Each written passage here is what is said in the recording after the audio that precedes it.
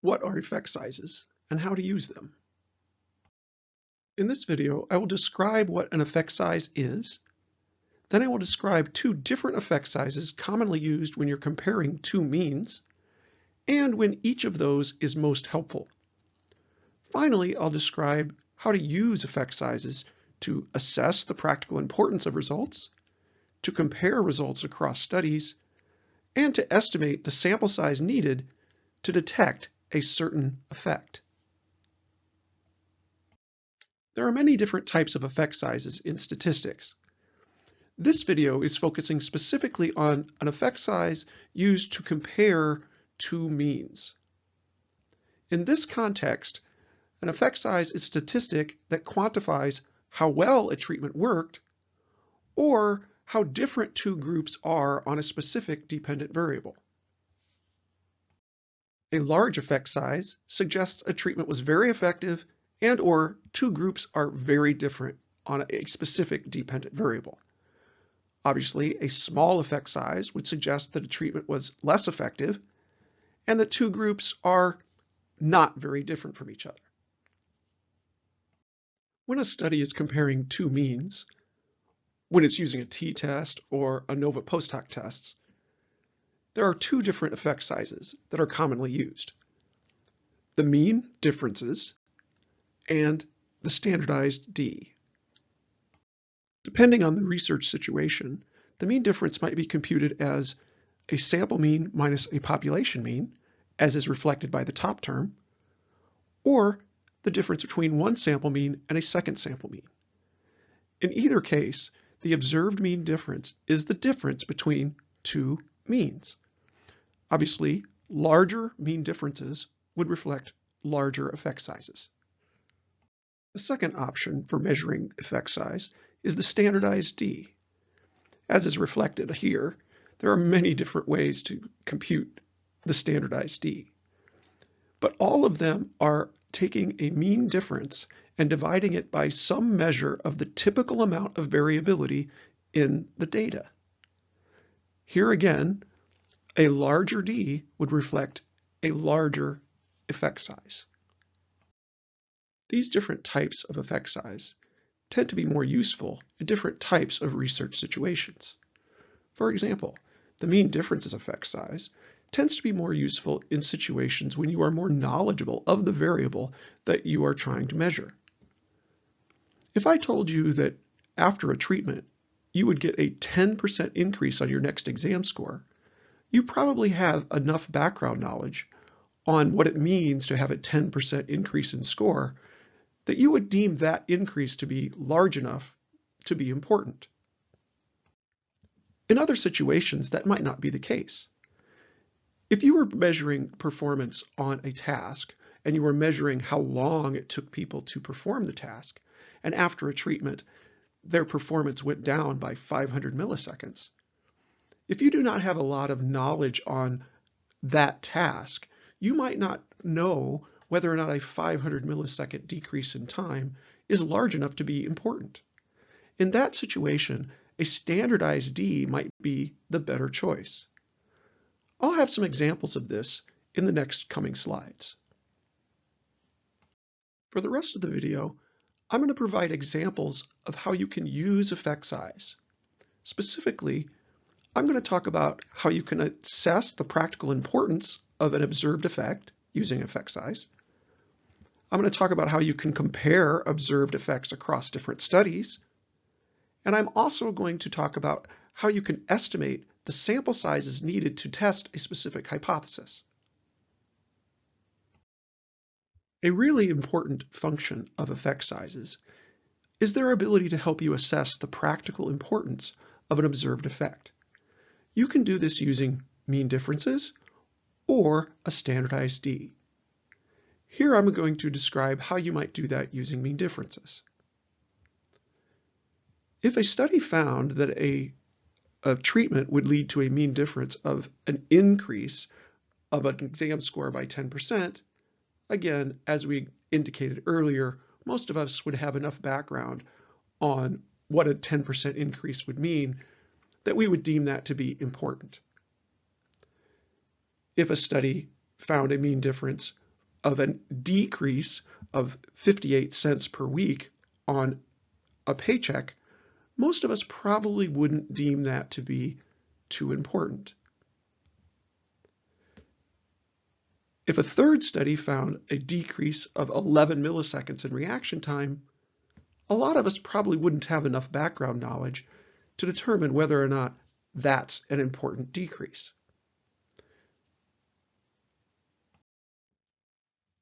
As we learned earlier, assessing the practical importance of an effect using the mean difference approach is really most helpful when you have a lot of background knowledge.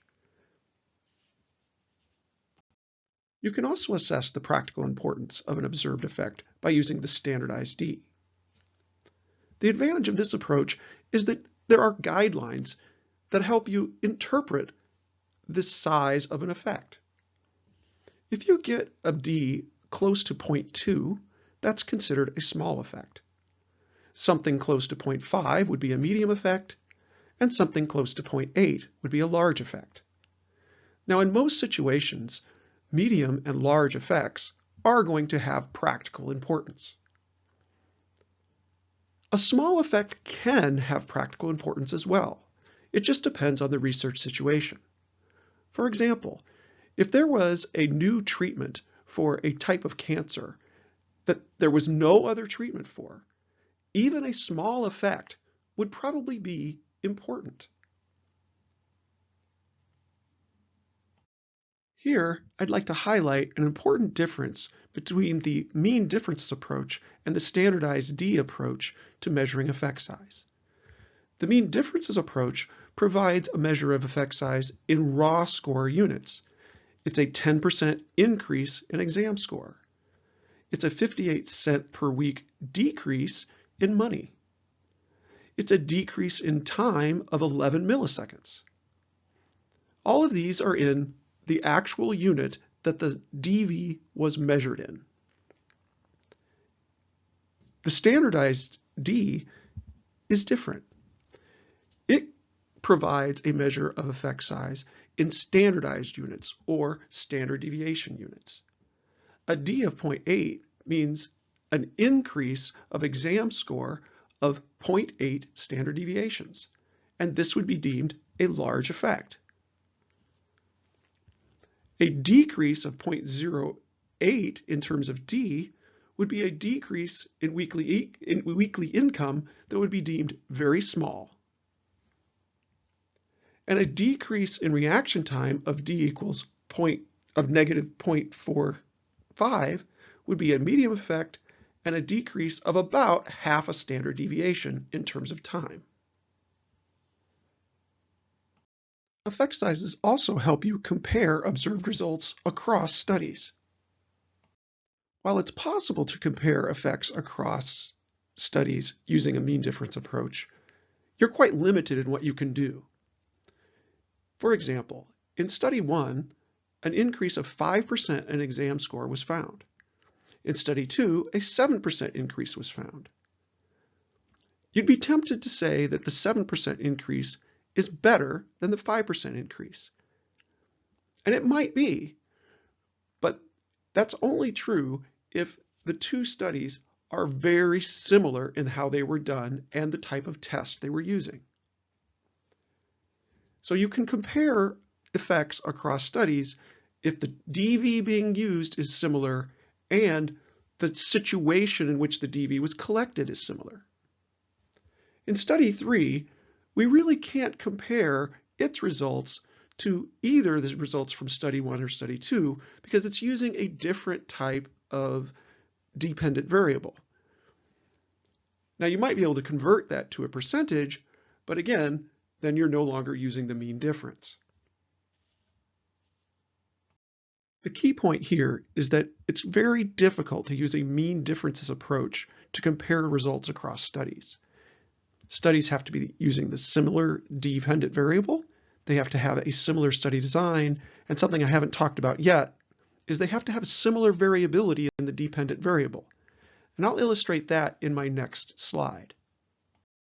Using a standardized D is probably going to be the better choice when you're trying to compare results across studies. I'm going to illustrate this point by talking about the 3 different studies we discussed previously. Study 1 found a 5% increase in exam scores. If we convert that 5% into a standardized D by dividing it by the standard deviation in its data, you'll find that you got a D of 0.45. That's a medium effect. If we do the same thing for study 2, which had a 7% increase, we'll find that its D is a 0.35. It had a smaller effect size in terms of standardized D. And the reason why is its standard deviation of scores in that second study was quite a bit larger than that in the first study. Perhaps that test was more difficult. And so comparing the 5% increase to the 7% increase was a little bit of an unfair comparison if you're using the mean difference.